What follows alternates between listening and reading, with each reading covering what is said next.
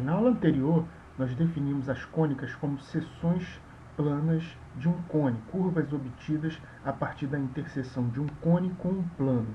Na aula de hoje, a gente vai pegar uma dessas curvas, que é a elipse, a gente vai apresentar uma definição para ela como um lugar geométrico, e a partir dessa definição, a gente vai deduzir uma equação para uma elipse.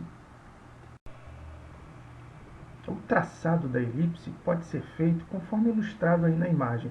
Eu vou fixar dois pontos no papel, fixados por meio desses alfinetes. Ao redor deles eu vou colocar um barbante. E uma vez que eu posiciono o lápis de modo que o barbante fique esticado, eu consigo traçar a elipse. Então vamos definir o que é uma elipse. É o lugar geométrico dos pontos do plano cuja soma das distâncias para dois pontos fixos é constante. Então eu fixei dois pontos aí na figura F1 e F2, e a elipse é essa curva, de modo que qualquer ponto que eu pegue sobre essa curva, por exemplo esse ponto P, a distância do P para o F1 mais a distância do P para o F2 é sempre uma constante, para qualquer ponto P escolhido sobre essa curva, que é justamente o comprimento do trecho móvel do barbante da ilustração anterior, da imagem da animação anterior. Aqui a gente vai introduzir os principais elementos que compõem a elipse. Então, primeiramente, os dois pontos fixos são os focos dessa elipse. Tá? Se eu traçar o segmento que une os focos e tomar o ponto médio desse segmento, eu teria o centro dessa elipse. Tá? A elipse é uma curva que possui dois eixos de simetria. Tá? Uma reta que passa pelos focos, tá? É um eixo de simetria, e a interseção desse eixo de simetria com a elipse determina dois pontos A1 e A2, e esses dois pontos vão determinar um segmento A1 A2 que a gente vai chamar de eixo maior da elipse. O outro eixo de simetria é perpendicular ao eixo horizontal passando pelo centro. Esse eixo vai cortar a elipse nos pontos B1 e B2, de modo que o segmento B1 e B2 vai ser chamado de eixo menor. Uma observação importante aí é a seguinte: os focos estão sempre sobre o eixo maior da elipse. Tá? O, no que diz respeito às medidas, tá? A gente vai determinar os comprimentos da seguinte forma: o comprimento do C até o A1 vai ser igual ao comprimento do C até o A2, que é essa medida A minúscula aí da figura, de modo que a medida do eixo maior vai ser 2A. Do C ao B1 e do C ao B2 vai ter uma medida que eu vou indicar por B minúsculo na figura, tá? De modo que o comprimento do eixo maior vai ser 2B. Tá?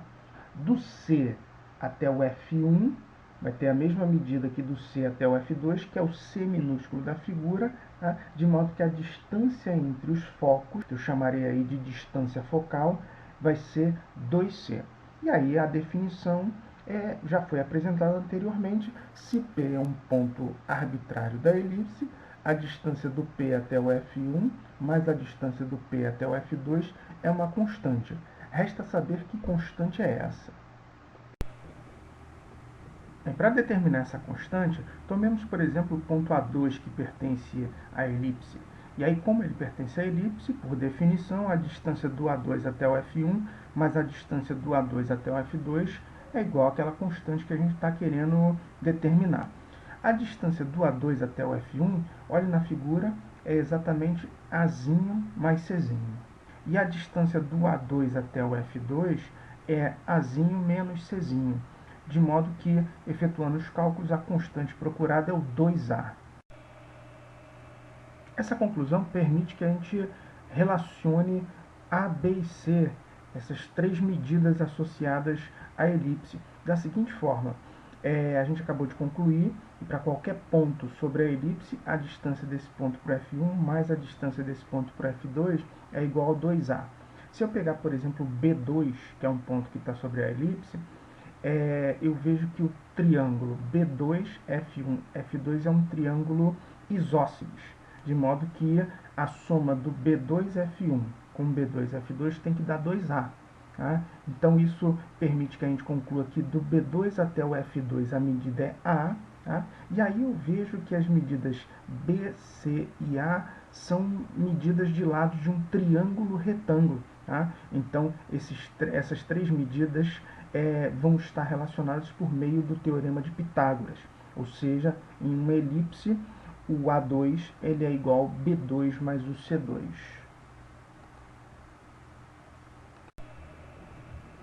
Então, retomando aqui aquela tela em que eu apresentei os elementos da elipse, a única modificação que eu estou fazendo aqui é que se P é um ponto da elipse, a distância do P até o F1 mais a distância do P ao F2 é igual a 2A, tá? E a relação fundamental envolvendo essas medidas A, B e C é essa apresentada embaixo, A2 é igual a B2 mais C2. Bom, então vamos deduzir a equação da elipse. E aí eu vou dividir em alguns casos para a gente ir estudando isso gradualmente. Vou começar com a equação da elipse com o centro na origem do sistema de coordenadas cartesianas e o eixo maior horizontal. Então você percebe que eu coloquei o eixo x e o eixo y, coloquei o centro da elipse no ponto de coordenadas 0, 0, tá? E o eixo maior está ali sobre o eixo x. Com o sistema de coordenadas cartesianas, eu consigo determinar coordenadas para todos os pontos que estão indicados na figura. Então você vê, por exemplo, que o ponto C tem coordenadas 0, 0, o ponto A1 tem coordenadas menos A e 0, o A2 tem coordenadas A e 0, o B1 tem coordenadas 0 e menos B, B2 tem coordenadas 0, B, F1 tem coordenadas menos C e 0, F2 tem coordenadas 6 e 0. Então, se eu pego um ponto P de coordenadas x e y qualquer sobre a elipse, a distância do P até o F1 mais a distância do P até o F2 tem que ser igual ao 2A por definição. Só que como eu estou num sistema de coordenadas cartesianas, essas distâncias podem ser calculadas por meio daquela fórmula que a gente já viu nas aulas de geometria analítica, que permitem que a gente calcule distância entre pontos, né, no plano cartesiano. Então tá aqui, ó, raiz quadrada de coordenada x do P menos coordenada x do F1, tudo isso ao quadrado, mais coordenada y do P menos coordenada y do F1, tudo isso ao quadrado. Isso aqui vai me dar a distância do P até o F1. Mais raiz quadrada de coordenada x do P menos a coordenada x do F2, tudo isso ao quadrado, mais coordenada y do P menos coordenada y do F2, tudo isso ao quadrado. Isso me dá a distância do P até o F2. E aqui a gente já começou a escrever a equação da elipse. Substituindo pelas coordenadas que a gente colocou logo lá no início dessa tela, eu vou ficar com o seguinte, ó, raiz quadrada de x mais c, tudo isso ao quadrado, mais y ao quadrado, mais raiz quadrada de x menos c ao quadrado, mais y ao quadrado igual a 2a. Vamos tentar arrumar essa equação. Bom, partindo dessa última equação, apresentada aí nessa tela anterior, eu tenho que raiz quadrada de x mais c ao quadrado, mais y ao quadrado, mais raiz quadrada de x menos c ao quadrado, mais y ao quadrado igual a 2a. Isso já é a equação de uma elipse, só que a gente quer escrever essa equação de uma maneira que facilite o nosso trabalho, que facilite a identificação de elementos e propriedades. Então, comecei desenvolvendo ali os quadrados, fiquei com raiz quadrada de x ao quadrado, mais 2cx, mais c ao quadrado, mais o y ao quadrado. E aí, esse termo que está à esquerda, eu coloquei à direita e fiquei com 2a menos raiz quadrada de desenvolver aquele quadrado indicado lá. X ao quadrado menos 2cx mais c ao quadrado mais o y ao quadrado. E aí eu vou elevar os dois membros dessa equação ao quadrado para poder obter uma expressão sem essas raízes indicadas, né? Então, à esquerda elevando ao quadrado, fico com aquele termo sem a raiz. À direita elevando ao quadrado, eu tenho o quadrado da diferença de dois termos. Então, o desenvolvimento disso é o quadrado do primeiro, menos 2 vezes o primeiro vezes o segundo, mais o quadrado do segundo, que me dá essa expressão que está aí, ó, 4a2 menos 4a, que multiplica a raiz quadrada de x2 menos 2cx mais c2 mais y2, mais x2 menos 2cx mais c2 mais y2. Cancelando os termos que podem ser cancelados e pegando esse termo que tem a raiz quadrada e deixando ele à esquerda, eu fico com 4a que multiplica a raiz quadrada de x2 menos 2cx mais c2 mais y2 igual a 4a2 menos 4cx.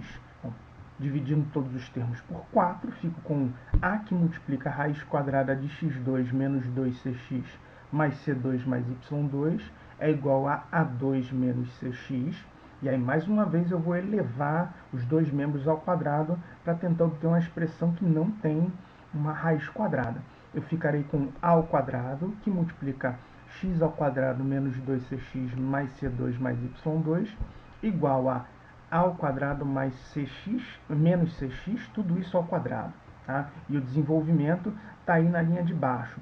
À esquerda, eu apliquei a propriedade distributiva, multipliquei todos os termos por a ao quadrado.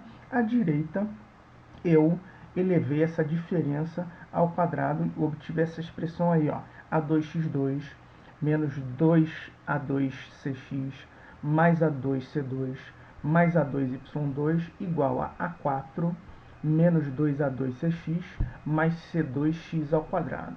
Também aí, ó, cancelei aí os termos que podem ser cancelados, fiz uma arrumação nessa expressão e fiquei com isso aqui, ó, a2x2 menos c2x2 mais a2y² igual a a4 menos a2c2.